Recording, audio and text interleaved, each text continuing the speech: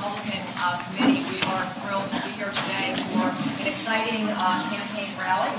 And I would like to just acknowledge, before we introduce our guest of honor, Senator Tomlinson, I'd just like to introduce some people that we need to recognize. We are very pleased, of course, to have Congressman Mike Fitzpatrick.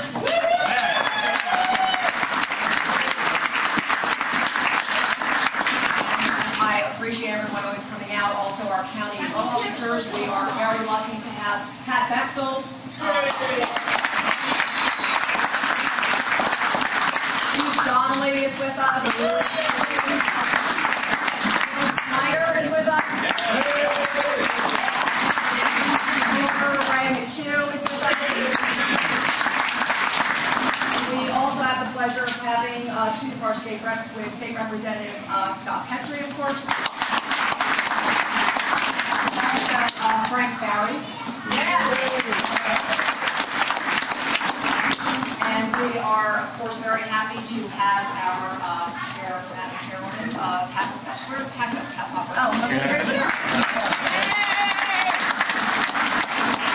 And our Northampton Township Supervisors, we have our Chair, Eileen Silva. We're happy to have George Komolowski with us.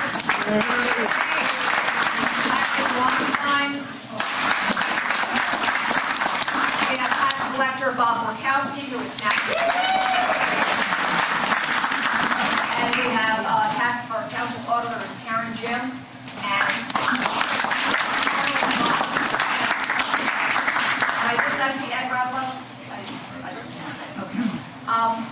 So in addition, we have George Komolowski and Dave Briedinger, our candidates for state committee. So we can make sure we give them a lot. And also, we have Fred over here as well.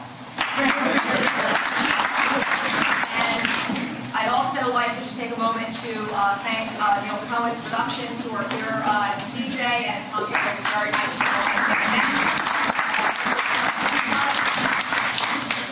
So we are here for a great kickoff for Tommy Tomlinson, and it is with great pleasure that we do so. I just wanted to briefly, and I know Mike has to people have to get out of here for other events, but just give me about 2 minutes, because when you're out in the community and people ask you, why are you supporting Tommy Tomlinson, I hope you keep in mind a couple of points.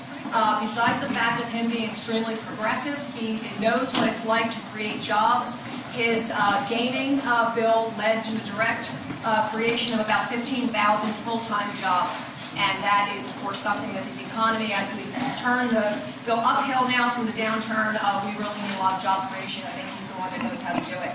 Also, his independence. Unlike his opponent, whose opening press conference included her reading really just the key points attributable to the Harrisburg Democratic Senatorial Committee, Tommy doesn't have to do that. He doesn't have to rely upon that, because he is an independent individual who really just is concerned with his residents, and rather than looking solely upon his political ideology.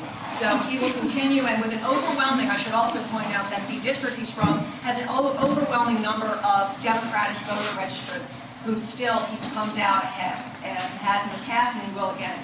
Lastly, from a tax perspective, I know people are always wanting to know about property taxes, and property taxes are always an issue that we have concerns with. Tommy was very instrumental in legislation that granted 100% of disabled veterans that were 100% disabled, that they were able to have a property tax relief, and also he established a bill for a property tax rent rebate program.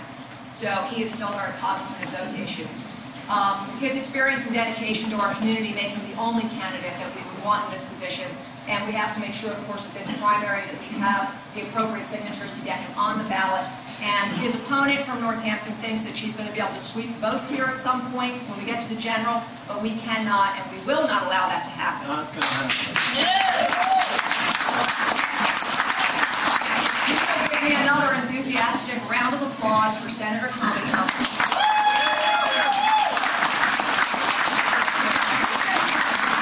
Thanks so much, and thank you for coming out today. This is tremendous.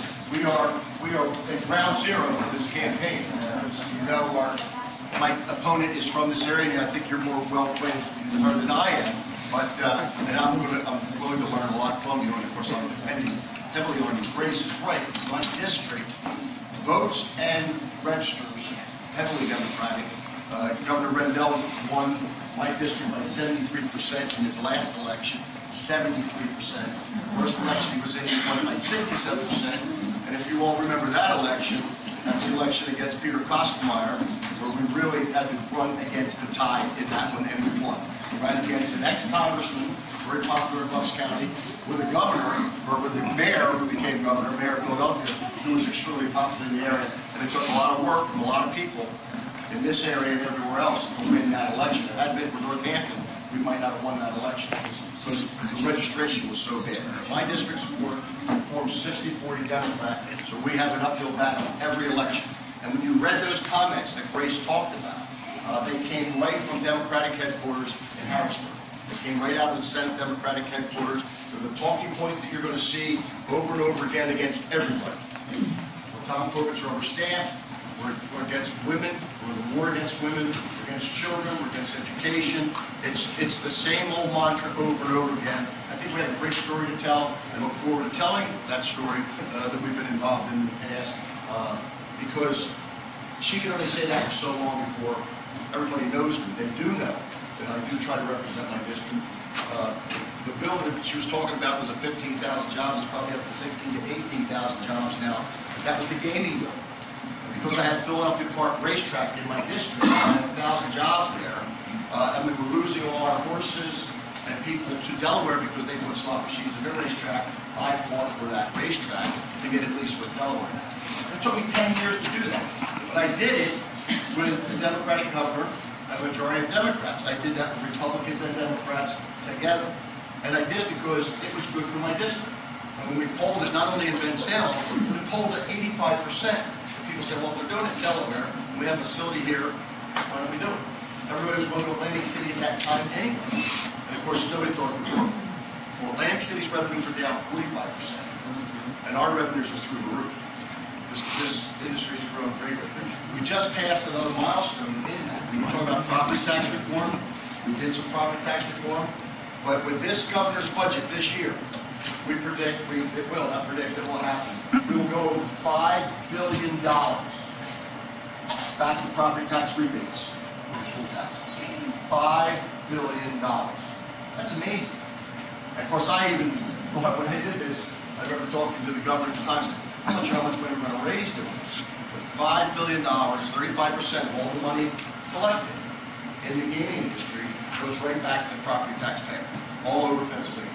That's good, $5 billion. Now, of course, other money goes out. Our local communities have gotten over $800 billion. And the horse racing industry, which is very important even up in this area, because it helps preserve open space and farms, they've gotten over $1.4 billion. So it's been a great money generator, but we're the #1 state in the nation, above Atlantic City, New Jersey, above Las Vegas, in money back to the state. We're #2.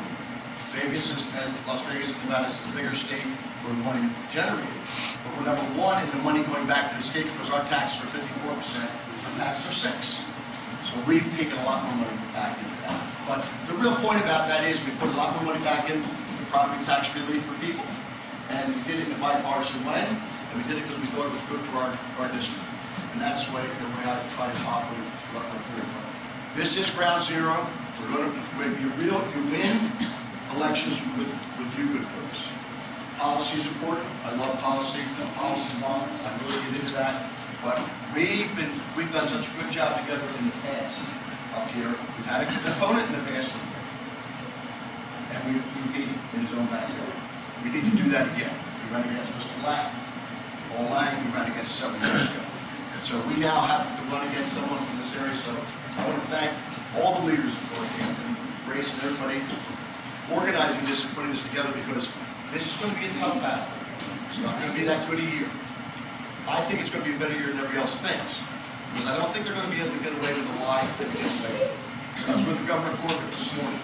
He was down at Pennsylvania Manor, our Charter Day, 330 years anniversary for the Pennsylvania Charter, and they brought it back to Pennsylvania Manor with William Penn's homes. and he did a wonderful job. And we were talking a little bit, and I said, you know, I like your commercials. I think things are going a little bit better. I said, and first we had to have an opponent before we really know how good the governor's going to do or not do.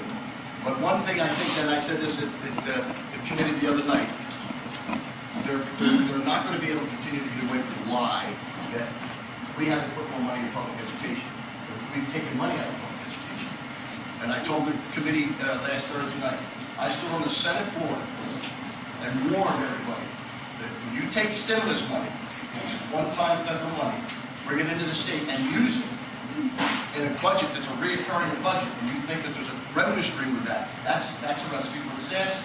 So what they've done is now that that's gone, now that the one-time money put back from the state back into your local school districts, your local communities, and it wasn't used for capital projects, it was put in to backfill the money that we didn't raise. When it's gone, that's what they're saying. They're saying, you cut education. We didn't cut education. The governor put more money in education every year than he's been governor. And it's not been a very good economy. But he's put money back in. But they get away with it. So we know, in the past, we very rarely get a break in the press. So we're going to have to do this work on our own. We're going to have to do it with our literature. We're going to have to do it with our door knocking. We're going to have to do it out in the streets. So it's going to be a very difficult year. I'm very encouraged with you folks working here in Northampton myself. We got a fun because that guy, that lieutenant governor guy that's on that ticket, what's his name? Jim Pauly or something? Some guy named Paul. You know, well, he was my chief of staff and we knew that for 10 years. And he went on to become a great county commissioner. Almost as good as Mike Fitzpatrick. Those Irish guys from Egan, you know, you get them, get away. But anyway, he's on that ticket, and I think, you know, he's our hometown boy, and we've really got to work very hard for that ticket, and I know you will. But it's funny, I said this also at one of the events. When I ran in 1994 for the Senate seat, it was even worse demographically for me, but there was a guy named Mike Fitzpatrick, a new guy on the block, running for Toledo seat in 147th, and there was a guy named Mark Schweiker, who was running for lieutenant governor from Levittown, and was at that time a county commissioner. And we would meet in Bristol Township, and almost every day, every evening in the summer, and door knock. And we did it twice. We door knocked it twice. And this young kid used to show up from Temple University. This kid, Jim Pauly, it's a really way to figure out. And this kid would organize young Republicans and go through all the neighborhoods, and he was from Bristol Township. So I owe this kid something. And actually, if I don't work hard for him, he's the guy when we go get to address the people in the Senate floor, he's the guy that turns the microphone on. So if I don't help him out, in fact, he wouldn't, first time I wouldn't speak, he wouldn't even recognize me. But, and nobody else understood that. But anyway, I feel really comfortable. I'm really very confident with the people in this room, the work that we've done in the past, and the work I know we can do again. And so I want to thank you so much for coming out today and showing your support. Thank you so much. This has been the worst year for getting petitions signed. It's been the weather. It's been cabin fever. People aren't in great moods. We all know that. We all recognize that. But we're getting it done. You've done a great job up here. Pat, everybody's pulling together and trying to get this thing done. So it's really worked out. But the sun's out. Spring's coming. We're all excited. It's going to be a good year. I think we're going to have a good Republican year. I know Mike Fitzpatrick will have a great Republican year.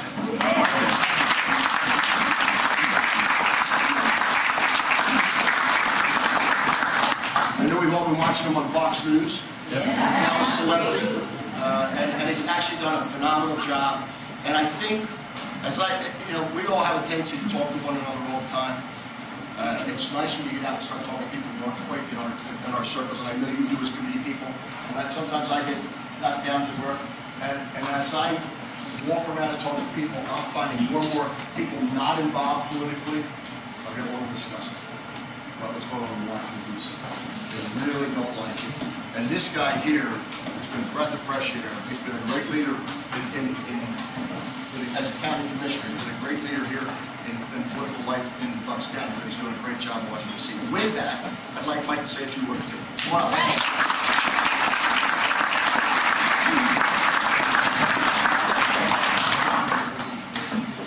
Well, Well, just like Tommy, I'm confident as well because both Tommy and I understand how hard you've worked already getting those petitions signed for us and how hard you've worked in past elections. By the way, congratulations on a really convincing victory here locally in Northampton Township last year. And we had, you should celebrate that. We had great candidates, candidates we believed in, hard work in this committee.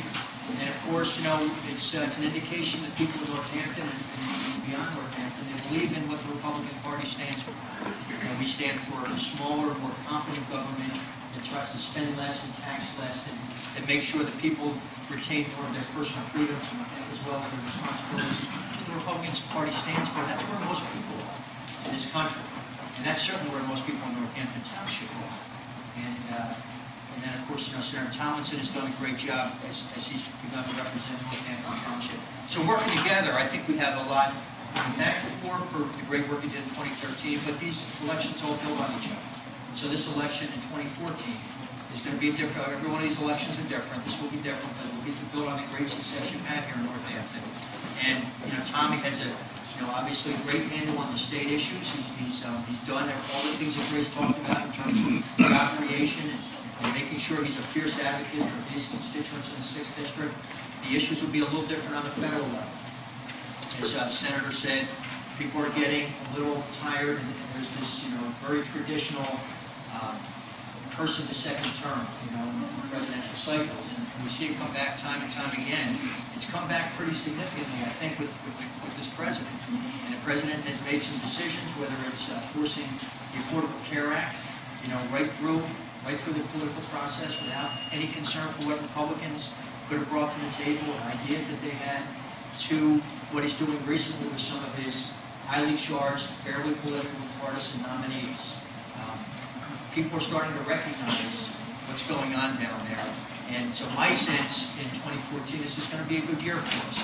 It's going to be a good year for a couple of reasons. For those reasons, but as well, we know how hard you have worked in the past and what you're going to do for us in the future.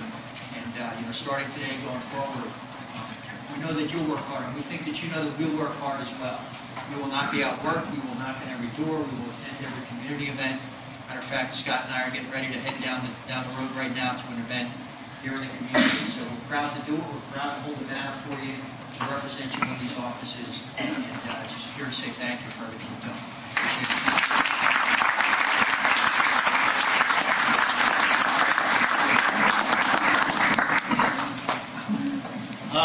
Thank you again for joining us. I do want to give two other elected officials an opportunity to speak because they're with us and they were nice enough to come.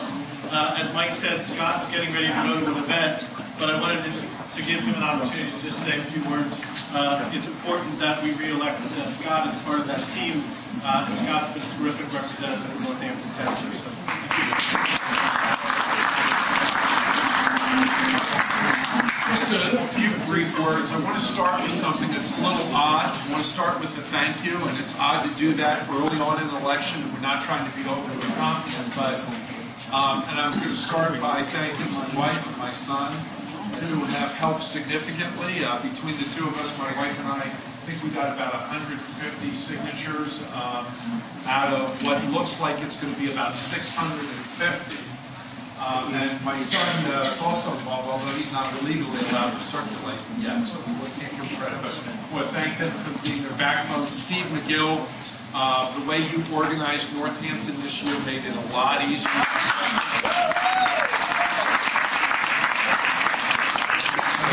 Years ago, he came to my office twice to help, just help make sure things were going, and I know he spent a lot of his own personal time.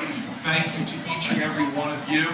A lot of signatures in this packet, as I said. I think totally we have about 650. My district changes a little bit, in case you didn't know. I retain Northampton and Wrightstown. I get the rest of Upper Mayfield. I only had about half of it geographically.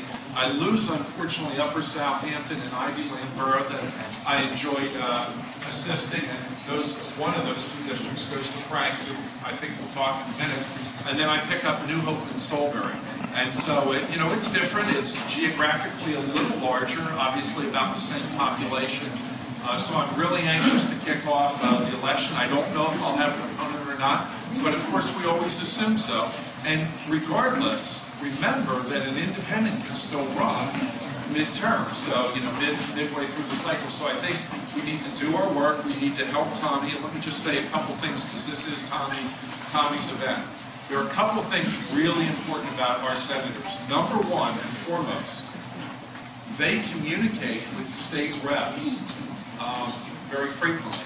And you would think that would be common, but it really isn't in Harrisburg. A lot of times my colleagues in the House side don't know what their Senate colleagues are doing.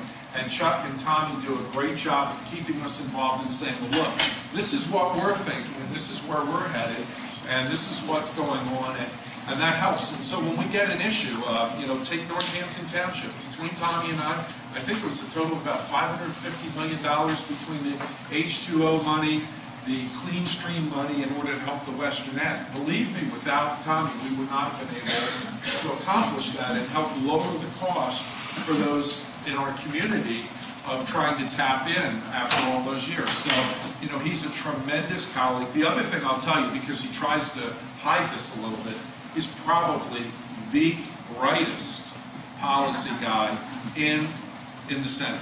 I haven't tested him all, so I can't say he is for certain, but I'm telling you, he knows every side of the issue. He listens very carefully. He's very deliberate before he jumps out in front of an issue. And he gets a handle on it. He knows every single angle of the issue, and then he kind of figures, okay, well, this is where my community needs to be. This is the way we need to direct it. And it's really great having somebody that intelligent, that thoughtful, and that careful a legislator. Scott's been a good policy director. Okay, Sean.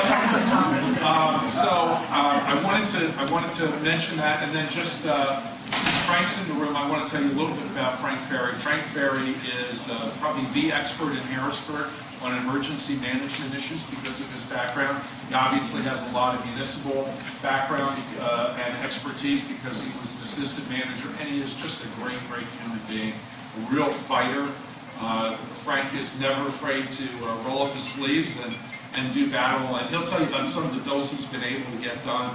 Really, really been a great addition to our Bucks County delegation, and I enjoy serving with Frank. Thank you so much. He's calling already again, Mike. We better get rolling. Mike left already. Mike left. We're not chocolate. Just one point, the policy director is brand new. He's learning very fast.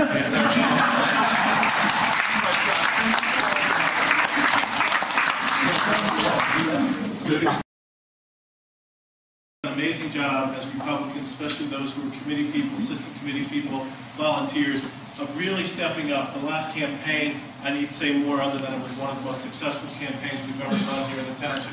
And then when you look at this, when we ask you to go out and get signatures, Steve and I are just blown away by the number of signatures that you've gotten. Hundreds and hundreds of signatures for every candidate that's running, including the governor and lieutenant governor. So thank you for that. I couldn't be more pleased. There is an invitation out there for our pancake breakfast coming up on the 3rd of May. So make sure that you take one of those on the way out. And we're going to fill this room here for our pancake breakfast. So please invite your friends and join us for that. And finally, I want to just acknowledge our chairwoman, Poprik, who's with us today, and just give her an opportunity to speak.